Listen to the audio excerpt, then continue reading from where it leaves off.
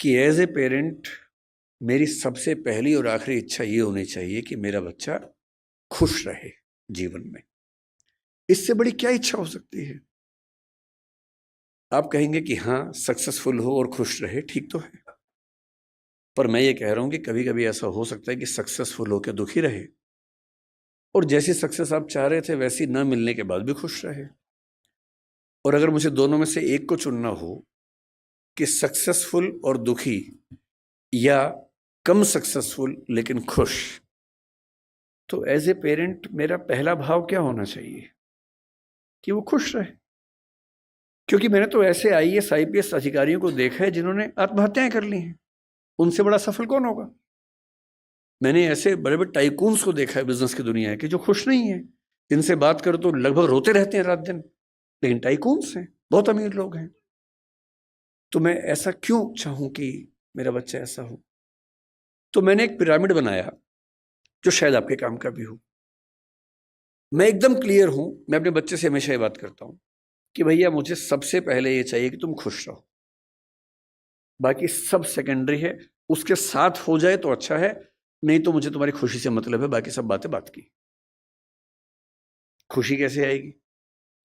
खुशी इस बात से आएगी कि मैं उसके ऊपर अपनी इच्छाएं थोपूं नहीं, समझाऊं, परसुएट करूं। अगर मुझे लगता है कि वो गलत रास्ते में, तो मैं समझाऊं कि बेटा ये रास्ता गलत है, रीजन बताऊं, डिस्क्राइब करूं, उसे सही रास्ते पर लाऊं, समझ जाएगा। क्यों नहीं समझेगा बच्चा? पर मैं अपनी जिद में उसके ऊपर उसका करियर इंपोज करूं, नहीं तुम्हें यही करना होगा, तुम्हें इससे ही शादी करनी होगी, तुम्हें ऐसे ही जीवन जीना होगा। तो मैं ऐसे कई लोगों को जानता हूं जो बहुत सफल हैं और अपने माता पिता से, स्पेशली अपने पिता से नफरत करते हैं। नफरत बहुत भारी शब्द है, लेकिन वो नफरत ही करते हैं। वो कहते हैं कि मेरे पिता ने मुझे जबरदस्ती ये विषय दिलवाया, इंजीनियरिंग करवा दी, मेरी इच्छा नहीं थी। मेरे पापा ने मुझे जबरदस्ती आईएएस का एग्जाम दिलवाया, मेरी इच्छा एकदम नहीं थी, मेरी इच्छा सिंगर बनने की थी। क्योंकि मैं पढ़ने में ठीक था, मैं बन भी गया सिविल सर्वेंट। मैं सिविल सर्वेंट हूं, मैं नौकरी कर रहा हूं ठीक से, पर मुझे मजा नहीं आता है। मैं रोज दुखी होता हूं। और आज भी मेरे पिताजी मुझे कहते हैं, उसने कहा कि मेरे पिताजी मुझे रोज धमकी देते थे कि अगर ये काम नहीं किया तो मैं सुसाइड कर लूंगा, ये कर दो वरना मैं ये कर दूंगा, ये कर दो वरना मैं वो कर दूंगा। और हमारा पूरा परिवार उनके खौफ में जिंदगी जीता रहा। हम सब सफल हैं उनके दबाव की वजह से। पर 3 दिन पहले मेरे पापा ने, फिर ये बात 10 साल पहले की कर रहा हूं मैं, 3 दिन पहले मेरे पापा ने मुझे फोन किया मेरी शादी के लिए। अब मुझे मार पीट के सिविल सर्वेंट बना दिया है, जो मेरा मन नहीं था।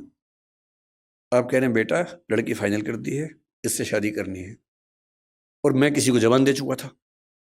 मैंने कहा पापा मेरी किसी से बात हो गई है। बोले बेटा आत्महत्या कर लूंगा। और उसने कहा कि आज मेरे मन में पहली बार आया कि बोलूं कि कर लो। मैं रोज करूं इससे अच्छा आप एक बार कर लो।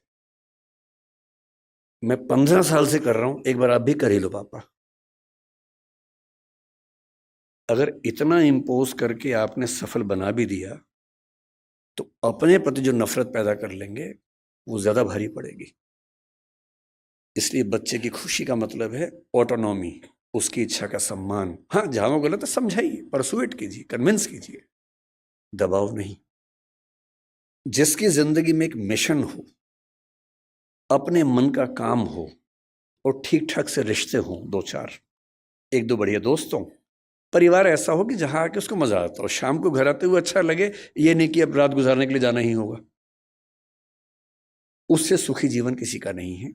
और इसलिए मेरा तो उसूल ये है कि दबाव डालकर अपने बच्चे से कुछ भी ना करवाना है, ना सोचना है। उसके बाद सारी बातें आती हैं। नंबर 2 पर मैं चाहता हूं कि मेरा बच्चा एक कायदे का इंसान बने, उसमें एम्पैथी हो, माँ बाप के संघर्षों को समझता हो, समाज को समझता हो, परिवार का महत्व समझे। इतना ही नहीं, आप तो जैन समाज से, और मैं भी कई मामलों में मन से बहुत नजदीक हूं। मैं सिर्फ शाकाहारी होने के नाते नहीं, मैं उसी तरह का व्यक्ति हूं जो आपके समाज में ज्यादा होते होंगे। अगर मैं बैठा हूं और कोई मच्छर वहां उड़ रहा है या चींटी गिर गई है तो मैं उसको उठा के बाहर छोड़ के आता हूं कि मर ना जाए, वो मेरी वजह से ना मरे कम से कम। तो मेरा स्वभाव वैसा है। और मतलब मुझ पे हंसते भी हैं कई लोग, हमारे परिवारों में इस बात पे हंसते हैं, पर उनके हंसने से मुझे क्यों फर्क पड़ना चाहिए? अगर मैं अपने किसी विचार पे पक्का हूं तो हूं। मैं चाहता हूं कि मेरा बच्चा एक एक प्राणी के प्रति लिबरल हो, एम्पैथेटिक हो। और मैंने पाया कि इसका एक बड़ा अच्छा तरीका है। हमने अपने घर में एक पेट पाला कुछ समय पहले, अभी उसकी कुछ दिन पहले मृत्यु हो गई, और मैंने पाया कि एक पेट के होने मात्र से घर के सब लोग ज्यादा संवेदनशील हो गए। उसके प्रति नहीं, सबके प्रति हो गए। उसको दर्द होता है तो हमें सबका दर्द समझ में आने लगा। इतना फर्क पड़ता है सिर्फ इस बात से कि आपने उसकी एम्पैथी के लिए ऐसी सिचुएशंस क्रिएट की या नहीं की। और तीसरी बात, क्योंकि समय पूरा हो गया, मैं सिर्फ इतना कहूंगा, नंबर 3 पर एक ही चीज आती है कि आपका बच्चा स्मार्ट हो, दुनिया को हैंडल कर सकता हो। एकदम रीसेंट एग्जाम्पल 4 दिन पहले का है, आखिरी एग्जाम्पल के बाद खत्म करता हूं। एक बच्ची है जिससे मेरा दिल जीत लिया 3 दिन पहले। उत्तर प्रदेश की 10वीं क्लास की बोर्ड की टॉपर है। उसका नाम है प्राची निगम शायद। उस बच्ची का जो गेटअप है थोड़ा सा अलग है। उसकी थोड़ी सी मूंछ है, हल्की सी दाढ़ी है, जो कि बहुत रेयर बात नहीं है। लड़के और लड़की में उतने अंतर नहीं होते जितने हम सोचते हैं। आजकल हम जब स्टडीज करते हैं जेंडर में, इस बात को समझते हैं। टेस्टोस्टेरोन हार्मोन पुरुषों में भी, महिलाओं में भी। पुरुषों में थोड़ा ज्यादा है, महिलाओं में थोड़ा कम है। और यदि किसी महिला में थोड़ा सा ज्यादा हो जाए तो थोड़ा सा चेहरे पर बाल आ जाते हैं। हार्मोनल थेरेपी करवा लो तो ठीक हो जाता है, इतनी सी बात है। अब उस बच्ची को पढ़ने में बहुत मन लगता है। उत्तर प्रदेश बोर्ड का टॉपर होना मजाक नहीं होता है। उत्तर प्रदेश बोर्ड बहुत मुश्किल बोर्ड होता है। उसकी टॉपर है वो, पर उसे चेहरे पर थोड़े से बाल है। जब उसने टॉप किया, उसके इंटरव्यूज आए, और हमारे बदतमीज समाज ने, हमारे गंदे समाज ने उस बच्ची की मेहनत की तारीफ जितनी की, उससे ज्यादा उसके लुक्स को ट्रोल किया, गंदे गंदे कमेंट किए।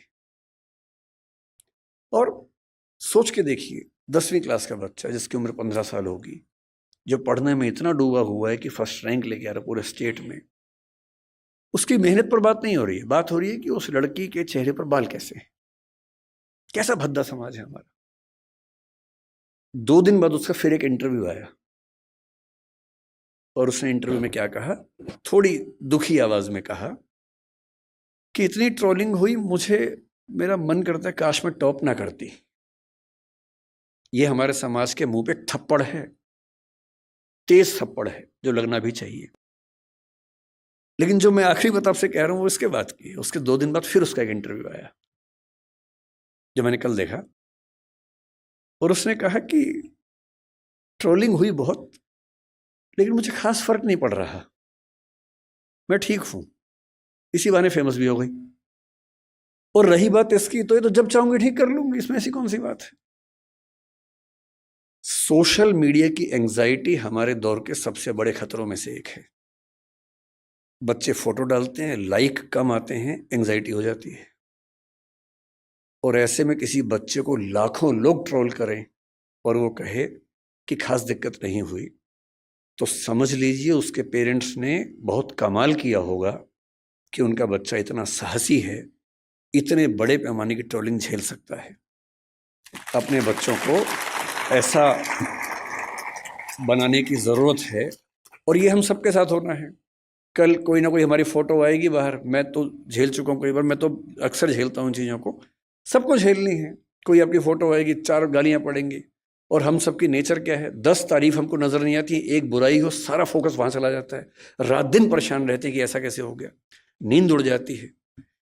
और ऐसे में राष्ट्रीय स्तर की ट्रोलिंग को 10वीं का बच्चा झेल ले, तो मान लीजिए कि ये पेरेंटिंग है जो उनके पेरेंट्स ने की है।